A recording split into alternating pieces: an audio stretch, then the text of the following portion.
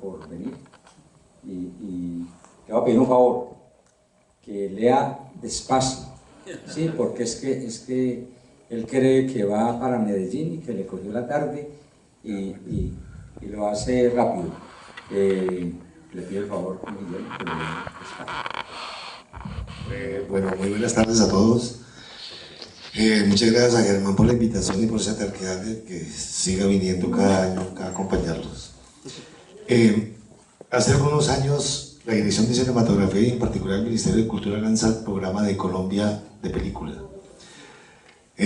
A partir de ese año, además monta este programa básicamente con el interés de aquello de la formación de públicos, de exhibir las películas colombianas en todos los departamentos y a través de convocatorias recibir ese tipo de material que son cortos, largos, documentales y cortometrajes y películas de ficción, por supuesto.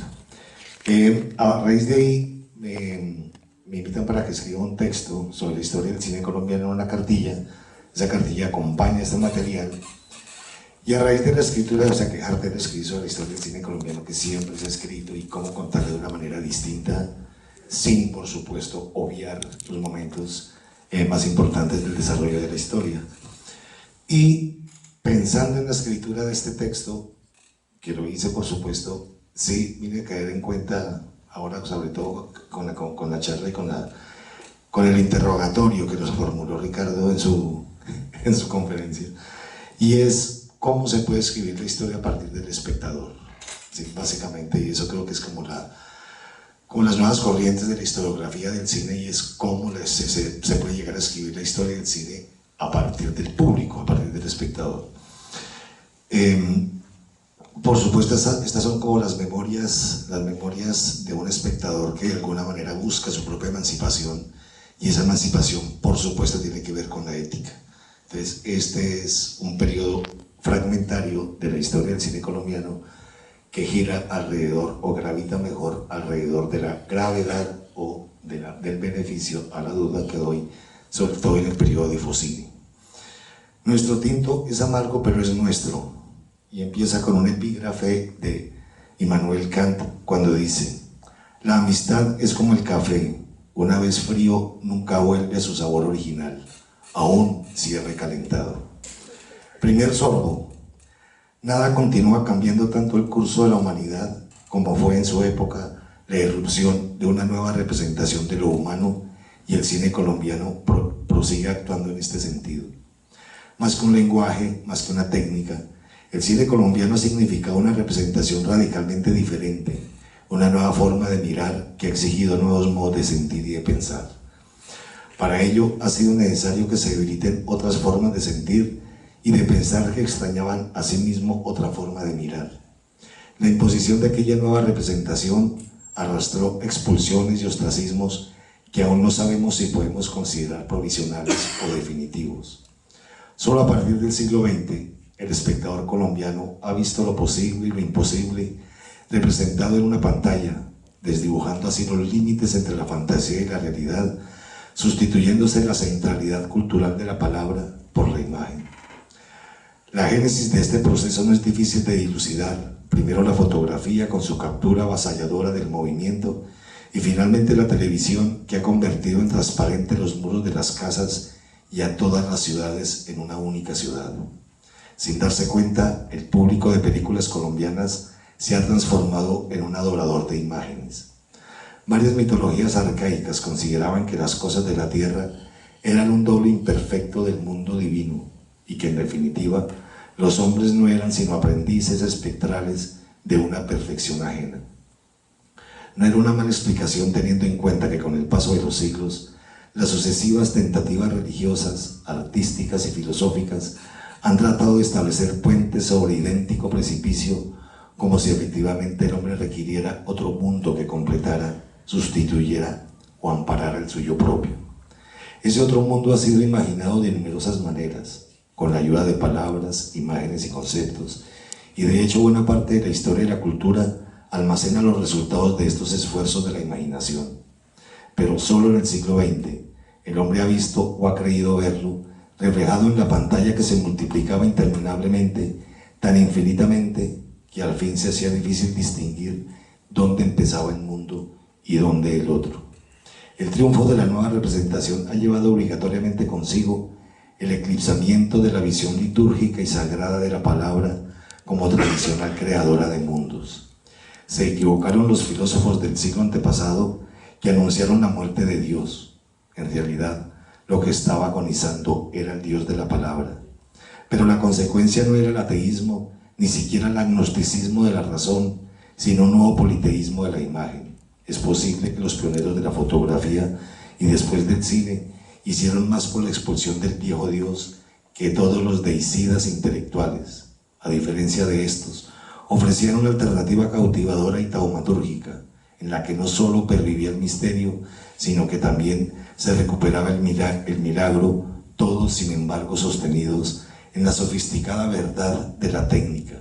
El mundo alumbraba otro mundo poderoso y omniabarcador, que en lugar de estar escondido en el más allá de las creencias y de las ideas, quedaba reflejado en las pantallas cinematográficas.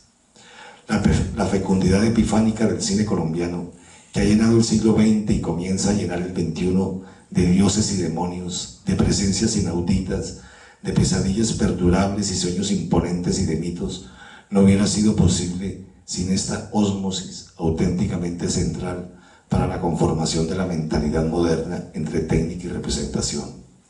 Apartado de la autoridad de la palabra y del Dios de la palabra, el hombre actual, como el antiguo, ha vuelto a ser un idólatra, un adorador de ídolos, aunque ahora su cosmogonía está apoyada en una técnica fulgurante y sofisticada, que si no de manera permanente, a cada momento acrecienta su sensación de verdad. Quizás no siempre cree en lo que ve, pero está educado para ver como si creyera. El cine colombiano ha sido para nuestra época a la vez un engranaje de simulación, un universo simulado, y esto hasta el extremo que bien puede decirse que la existencia ajena a este circuito simulador apenas debe desde la óptica del siglo XX calificarse como auténtica existencia.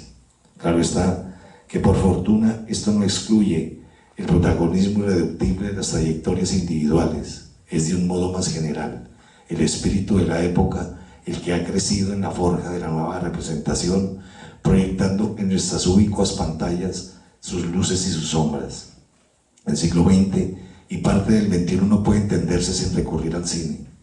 Toda interpretación que prescindiera de este estaría abocada al fracaso, pero todavía más importante es comprender que el cine ha dado imagen a nuestro siglo, situando el mundo alternativamente en el plató de la filmación y en la sala de butacas. Por fin, hemos estado en condiciones de vernos en el interior de una sala de espejos que, abarcando a todos, todo lo abarcaba en un juego infinito de resonancias y deformaciones. Lo que había permanecido oculto, lo que se suponía inalcanzable, lo que solo se insinuaba a través de palabras veladas, se hacía súbitamente explícito. Sin importar lo que tradicionalmente se había asignado al secreto, todo se hacía revelable, desde los últimos enigmas de la religión hasta los interrogantes irresolutos de la ciencia. Con su gigantesca maquinaria de elaboración de relatos visuales, de mitos, por lo tanto, el cine colombiano en buena manera ha refundado nuestra civilización, generando de continuo nuevas mitologías, nuevas ideologías, nuevas respuestas. Particularmente le ha refundado aportándole una conciencia de simultaneidad sin precedentes. Ninguna época había podido contemplarse en la sala de los espejos. Las crónicas orales o escritas, los legados icónicos de las artes visuales, la historia misma, nunca habían concebido tal posibilidad.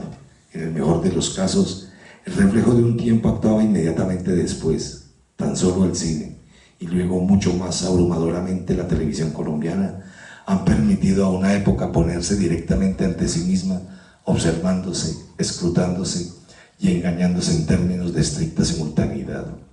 El siglo XX ha tenido constancia de cómo iba transcurriendo el ciclo, de una manera minuciosa, rigurosa, descarnadamente detallada. Ha comprobado a diario cómo eran sus quimeras, sus miedos y sus ilusiones. Todo ello, además, a través de una mirada que atravesaba fácilmente las fronteras para apoderarse de gran parte del planeta. Por primera vez, una época estaba en condiciones de verse cara a cara en el espejo, con la esperanza y el riesgo de llegar a olvidar qué silueta pertenecía a la pantalla y cuál a la realidad, si es que en tales circunstancias podemos continuar hablando de realidad. Algunos indios americanos se negaban a ser fotografiados porque temían que el fotógrafo, al impresionar sus cuerpos, les arrebatara su identidad. De modo similar, el cine colombiano ha arrebatado la identidad del siglo, o al menos la ha transformado de manera que se hiciera imposible determinar hasta dónde se había extendido el reino de la simulación. Quizás sea esta la principal razón para otorgarle al cine el título de arte de nuestra época. Otras artes en otras épocas han desempeñado funciones simuladoras parecidas, redundando asimismo en una dimensión mágica. En este siglo, no obstante, el gran mago ha sido el cine.